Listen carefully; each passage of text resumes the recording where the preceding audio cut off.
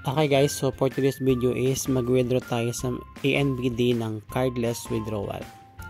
So click mo lang yung English, tapos ilagay mo lang yung mobile number na nakalink dun sa account mo. Make it sure na tama yung mobile number na nalagay mo dito para magpapasok yung OTP dun sa number na yun.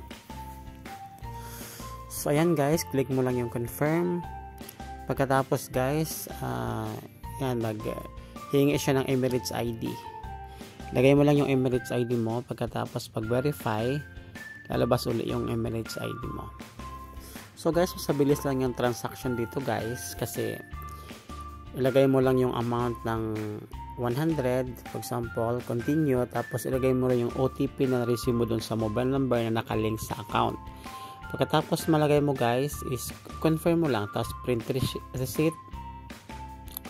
At saka okay na guys. So, yan, mabilis lang yung ating cardless withdrawal sa ENBD na ATM machine. So, kung nagustuhan nyo ang video na to, paki-like, comment, share, and subscribe. And huwag kalimutan mag-subscribe sa ating channel. Thank you for watching and see you in my next vlog.